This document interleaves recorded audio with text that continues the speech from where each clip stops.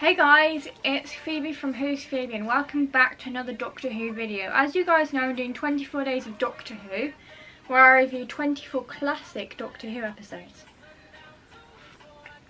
If you're wondering what's in my Christmas mug, it's hot chocolate. I've had trouble sleeping the last 2 nights, so I figured this Ovaltine hot chocolate would send me in the right direction for a deep sleep tonight. It's worth a shot anyway.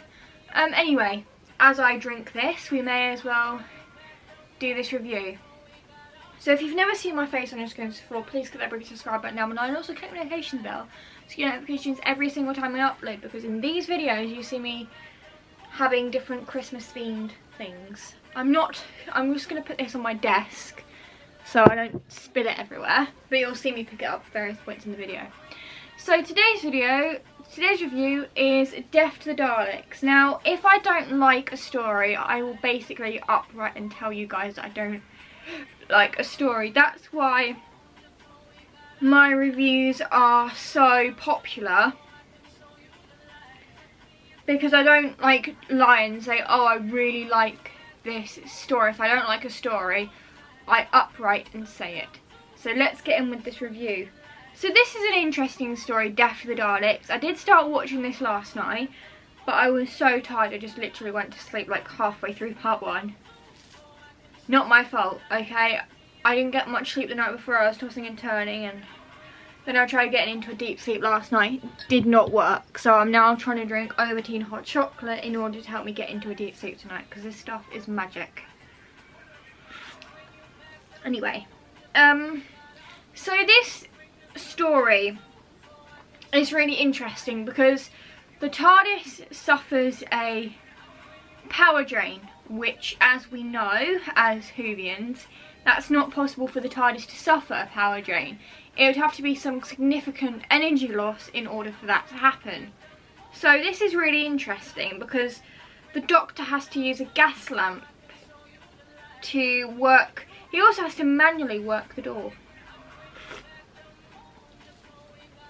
Probably explains why after the Time War the Doctor didn't have the doors operated by the console anymore, because in case, you know, like emergency power drain and everything like that ever happened. So yeah, that's an interesting way of putting it. So I did kind of like this story because when the Daleks land on Axon, or whatever the planet is, I'm just guessing what the planet is because they had Axonite, so I'm guessing the planet is Axon, obviously. I did actually like this story because the power drain is so significant that the Daleks' weaponry is not functional. So that's interesting, but the Daleks in this episode don't get to do their normal stuff. All they get to do is shout exterminate, but not shoot anyone, and they just get to yell orders.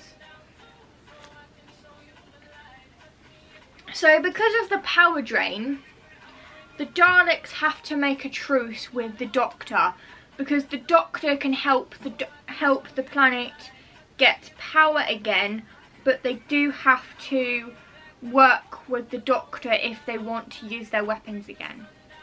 Also, the reason I didn't really like this particular story, it's not because of certain things. I'm literally just putting these across my lap so I can, it's easier.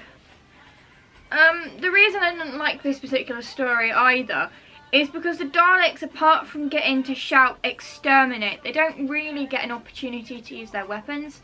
I know this is because of the power drain, but it just seemed like they were having, like, everyone in the classic era, like the producer in the classic era was like, there's enough, Daleks have killed enough people, let's just drain their weaponry.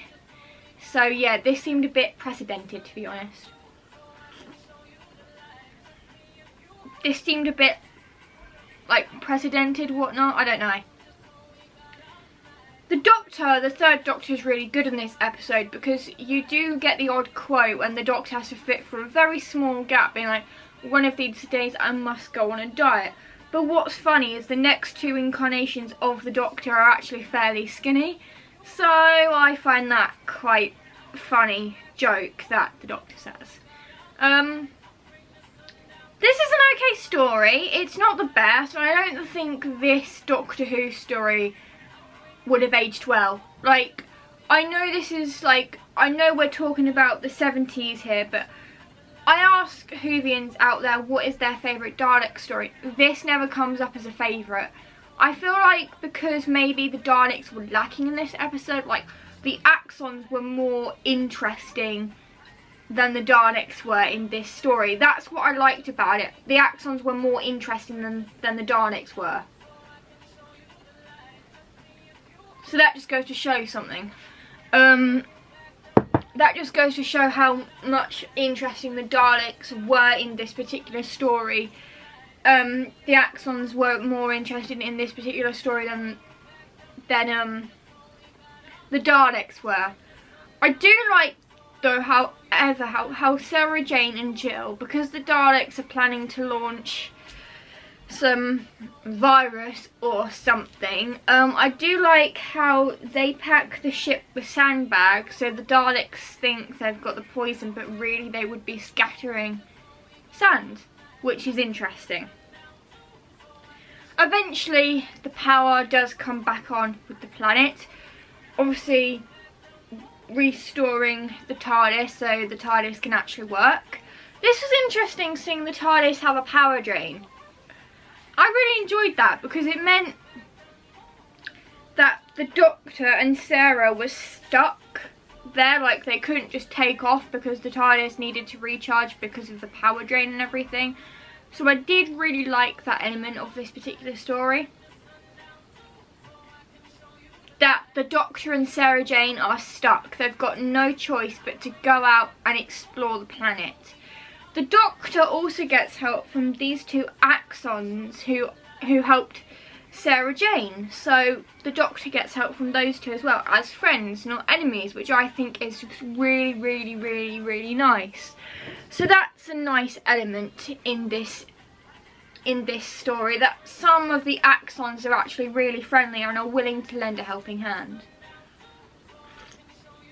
However, like every Doctor Who story, there is its flaws. This is a 4-part story, which I've got no issues with. The only problem, and I know you guys are going to be like, you keep mentioning this, is the Daleks. Now, I get why the Daleks didn't have their weapons because of the power drain, but I'm not sure I liked how they acted in this story. I thought Death of the Daleks was going to be really good. I went into this story optimistic and thought, oh, this is going to be a really great story. This is going to have Daleks in it. This is going to be blooming fantastic. This is going to be, they're going to do what they normally do and exterminate people. But I was a bit disappointed to see that they couldn't do that because their weaponry didn't work, and I thought that was very odd because, like the TARDIS, the Daleks can't run out of power like that. So I found that somewhat odd that the Daleks couldn't do what they would normally do, and I think for that reason this episode gets like the lowest rating I think I'm ever gonna give it, because of because we also have a scary route in this episode, and with the Daleks not having any defense systems because of the power drain, it seemed like they were pretty easy to kill because the route had some sort of pure hatred towards the Daleks, and it just seemed like they were too easy to be killed this time.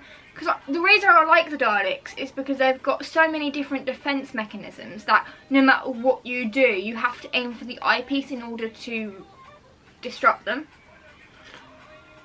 But in this story, that didn't seem like the case. It just seemed like the basic case was the fact that they had their weaponry system that was not working, they had no defense, and it was easy for them to put the Axon slaves to work. It just seemed that was like the pretty obvious solution.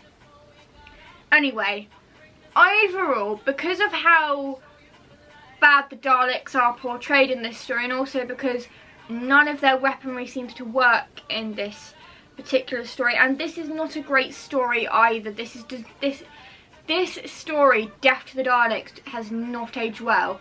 It definitely makes David Tennant's second Dalek story, Evolution of the Daleks in Manhattan and Evolution of the Daleks, seem better than Death to the Daleks. I'm not saying there's anything wrong with those 2 episodes, I'm just saying those 2 episodes seem to make Death to the Daleks a lot better. Death to the Daleks makes that a lot better. Anyway, so overall I'd give this story a solid 5 out of 10. Which is probably not what you guys wanted to hear, but that's the rating, that's the fair rating I'm giving it. Anyway, if you enjoyed this video, please give it a thumbs up if you did, and also click the progress subscribe button down below, and also click the notifications bell so you get notifications every single time I upload. What I'm going to go do now is upload this video from my camera onto my iPad and then upload that onto YouTube, get my laundry, put my laundry in the dryer, and carry on drinking my hot chocolate so I get really nice and sleepy and actually fall into a deep sleep tonight. Alonzi!